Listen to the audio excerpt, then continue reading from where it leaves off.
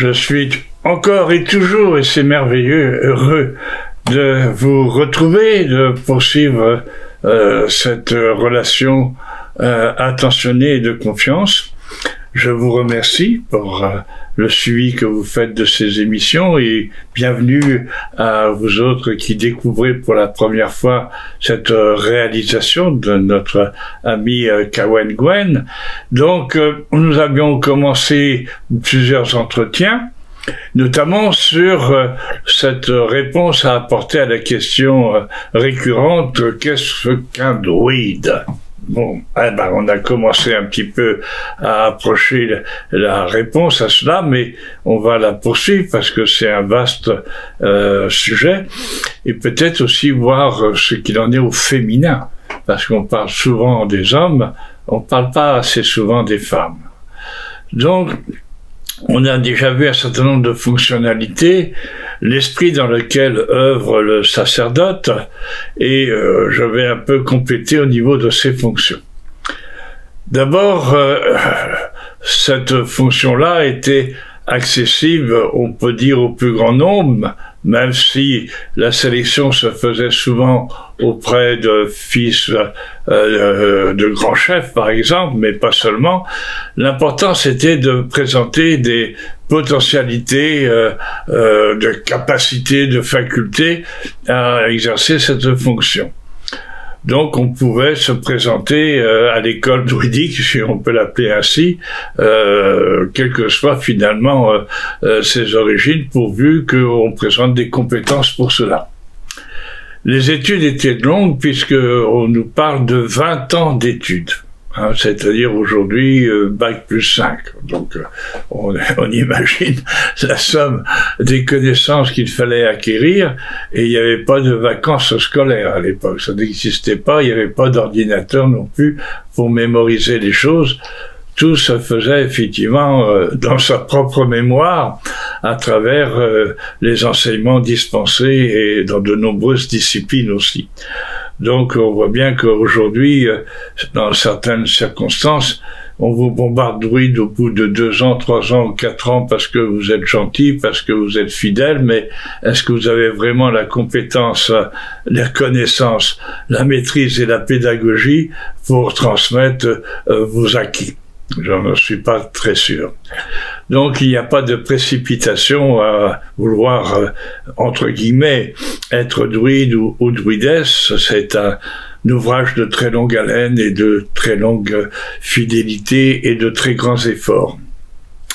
Donc, 20 ans d'études avant de pouvoir exercer la fonction seulement, hein, avec une communauté d'appartenance auquel nous devons apporter tout ce qu'on attend de la fonction, c'est-à-dire d'une part l'enseignement, puisque le druide ou la druidesse enseigne, donc dispense les connaissances, les outils, les méthodes pour apprendre et pour maîtriser cela, mais aussi tout le domaine aussi de la loi, c'est-à-dire de la justice et de l'équité.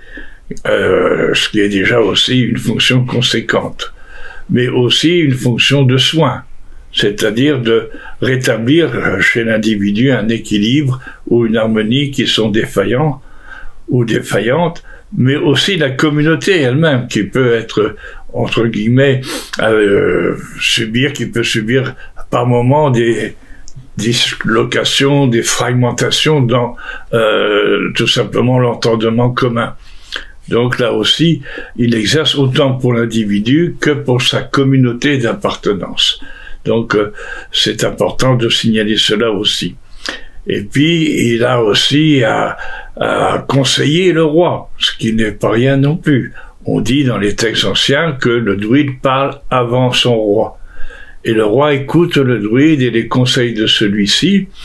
Et le druide aussi fait en sorte que le roi va, à travers un certain nombre de guesses, comme on appelle ça, c'est-à-dire d'interdits finalement, mener en tout cas son règne sans que celui-ci soit catastrophique pour son peuple. Donc il va connaître des devoirs envers son peuple et des obligations envers son peuple que lui rappelle régulièrement le druide. Donc c'est un binôme en fait de fonctionnement. Le druide n'exercera pas la royauté, ce n'est pas de son ressort. Et par contre, le roi, lui, devra tenir compte des conseils du druide, mais aussi pourra avoir un rapport avec le sacré. Donc nous étudierons ça quand nous étudierons le roi, la reine, la souveraineté et la royauté dans le domaine celtique. Donc vous voyez déjà bien des fonctions. Il sera aussi amené à veiller sur, je dirais, l'état de paix et de sérénité. En cas de conflit, il cherchera à atténuer ce conflit. Il se portera en quelque sorte comme un médiateur entre les antagonismes, et de même que le barde d'ailleurs, qui en cas de risque de lutte armée viendra s'opposer de son corps, de sa parole, il viendra s'opposer entre les armées prêtes à s'affronter. Et il fera en sorte de pacifier tout l'aspect belliqueux de la situation. Donc, vous voyez, encore une fois, rechercher la paix, l'équilibre, l'harmonie, la cohérence, ça fait déjà des fonctions assez conséquentes. Et puis aussi apprendre et rendre la justice. Donc, on imagine, c'est un ministre qui a au moins 15 portefeuilles à gérer, si ce n'est pas plus, et il le fait fort bien puisque c'est sa fonction, il a appris à la bien tenir. Voilà.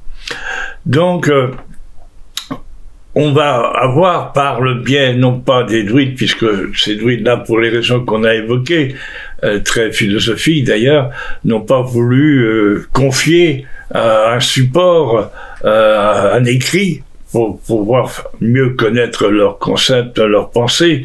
Ils sont inscrits volontairement dans une loi d'évolution, comme nous l'avons expliqué.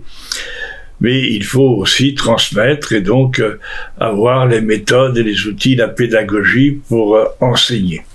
Et enseigner, c'est une de leurs fonctions principales aussi. Voilà. Donc on ne sait d'eux que peu de choses, puisqu'ils n'ont pas souhaité faire part par eux-mêmes de ce qu'ils concevaient. Et ce seront donc des, on va dire, des Romains ou des Grecs, des observateurs étrangers au monde celtique, qui vont relater dans différents écrits ce qu'ils ont compris, vu ou essayer de comprendre de cette société qui est assez particulière par rapport à eux-mêmes.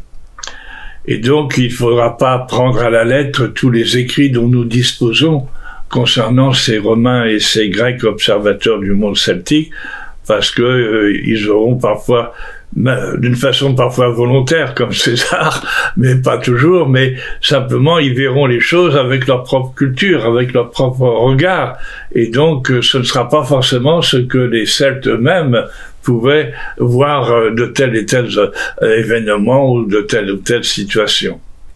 Donc il faut se contenter de ces écrits-là, mais avec en prenant des pincettes, on va dire, en étant prudent sur les affirmations. Elles ne sont pas toujours et loin de là avérées. Donc, ce sont par les dires de ces observateurs que nous avons quelques éléments sur la fonction druidique. César nous dit d'eux que ce sont des gens de science, qui savent lire la carte du ciel, donc qui ont a priori et de façon éminente une fonction aussi astrologique, et puis qui s'avèrent être aussi des penseurs, des philosophes. Les Grecs nous disent d'ailleurs que, en ce qui concerne leur période, leur âge d'or en Grèce, en fait que la poésie ne serait, enfin poésie. Non, je me trompe, excusez-moi. La philosophie elle-même ne serait pas, je dirais, de naissance grecque, mais qu'elle était déjà pratiquée, notamment par les mages perses, et ils parlent de Sémotès, et on sait qu'en fait, ce sont des druides. Donc, vous voyez, l'héritage est quand même fort loin en ce qui concerne la poésie, et nous ne sommes pas exclus de cette origine, loin de là. Donc c'est des penseurs et des philosophes, et il est important de penser pour pouvoir déterminer des actions et mener des actions qui soient justes, équitables, et comme on disait hier, qui sonnent justes, qui s'inscrivent dans la réalité du vivant. Donc on voit encore combien ce qui est demandé à ces hommes est considérable de facultés et de capacités. Et puis ils vont instruire aussi les artisans. Donc les artisans qui sont des artisans magnifiques. On reconnaît aujourd'hui dans l'art celtique des maîtres artisans qui savent façonner la matière et la faire parler et l'œuvrer de façon extraordinaire, avec des méthodes et des techniques qu'ils ont adoptées peu à peu et dont ils sont vraiment les meilleurs artisans qu'on puisse connaître à cette époque dans ces domaines-là. Voilà. Et donc on verra aussi que peut-être aussi ces artisans, pour certains, seront l'objet d'une initiation particulière, parce qu'on découvre aujourd'hui dans l'art celtique qu'il y aurait un langage, sous le langage apparent et esthétique parfois, et fonctionnel. On sait que toute création a une dimension sacrée, et que ce langage du sacré est parfois dissimulé sous des formes telles qu'elles apparaissent à nos yeux, à notre regard. Ce qui suppose effectivement une initiation particulière de ces artisans, comme au sein des druides, on pense qu'il y avait aussi peut-être une forme d'initiation supérieure inclue dans la fonction de base. Et peut-être qu'on avait là une autre forme de conception. En tout cas, on commence à voir un petit peu se dessiner, se profiler cet aspect, au sens où si la pratique religieuse est une pratique polythéiste, puisqu'on a un panthéon avec donc plusieurs dieux, mais que peut-être il y avait pour certains une conception métaphysique bien plus importante, où le monothéisme pouvait avoir une place, tout en étant compatible avec un polythéisme. Les différents dieux ou déesses qui étaient connus, reconnus, et qui faisaient l'objet de culte, pouvaient aussi être la représentation de l'innommé, de l'incréé. Voilà. En tout cas, c'est une piste intéressante qui se dessine et que beaucoup de chercheurs ont commencé à emprunter. Donc, on est loin encore, vous voyez, de bien connaître le druide dans tous ses aspects, dans toutes ses fonctions. Il va aussi être amené tous les 30 ans à se réunir en Angleterre. Il y aura une sorte de concile, si on veut, ou de colloque des druides d'Europe qui, périodiquement, feront ainsi le point sur leurs fonctions et les difficultés qu'ils rencontrent et la façon de faire face aux événements sociaux et historiques auxquels ils sont confrontés. Peut-être que c'est aussi une façon que nous aurons, nous, fin avril, dans les assises de la druidité, de nous rassembler tous et toutes dans ce même but et à ce même effet.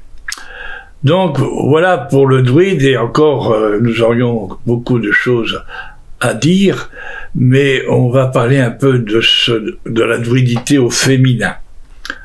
Alors, oui, il y a de nos jours des druidesses. On n'en trouve pas trace nécessairement comme telle dans les documents dont nous disposons. On a plutôt un féminin qui est spécialisé dans la voyance, dans la prophétie. C'est-à-dire, on met en avant des capacités perceptibles, intuitives, sensibles, qui autoriseraient effectivement le féminin à voir mieux et davantage les choses à venir que pour les hommes. On pense en Grèce à la Pythie qui faisait ses oracles, qu'on venait consulter à ses effets. Donc, on peut dire que dans la classe sacerdotale, tous ceux qui participent au sacrifice, un sacrifice que l'on entend comme au sens latin, sacere, c'est-à-dire rendre sacré. Donc, c'est-à-dire par la parole, par les gestes, par les offrandes, tout cela ayant pour but de sacraliser un instant et ses paroles et ses gestes.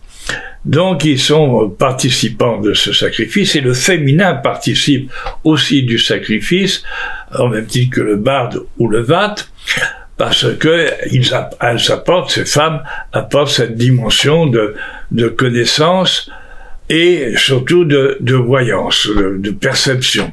aiguë de ce qu'elles peuvent nous révéler du présent, mais surtout du devenir. Donc, oui, on peut dire que cette fonction sacerdotale est aussi incarnée par un féminin, mais peut-être dans une spécialisation de fonction. Alors, à partir de là aussi, il y a une autre forme, je dirais, d'initiation qui est connue et relatée dans les récits, c'est qu'un féminin initiateur. On sait que de grands héros celtes comme Cuchulainn, Cuchulainn vont effectivement aller dans une période de leur adolescence, dans leur jeune temps en tout cas, ils vont aller on le dit par exemple dans le nord de l'Écosse, retrouver une druidesse et ses filles qui sont des spécialistes en termes à la fois de magie, mais aussi dans le maniement des armes. Vous vous rendez compte, un féminin qui sait manier les armes et qui sait en instruire l'usage et le maniement, mais aussi dans le domaine de la sexualité. Donc vous voyez que le féminin est initiateur ici dans beaucoup de domaines importants. Voilà. Donc ce féminin-là, on le retrouvera aussi dans les récits mythiques, mythologiques, et il aura une très très grande place. Mais on développera davantage cela dans un thème très précis lié à la place de la femme dans la société celtique en général, pas seulement dans sa capacité de voyante. Voilà, donc on a un petit peu complété et ajouté ce qu'on avait pu déjà en dire dans une première émission. Je pense que le thème en vaudra encore bien d'autres. En tout cas, je vous souhaite la bonne joie des yeux et la bonne joie du cœur et à un prochain rendez-vous, si vous le souhaitez.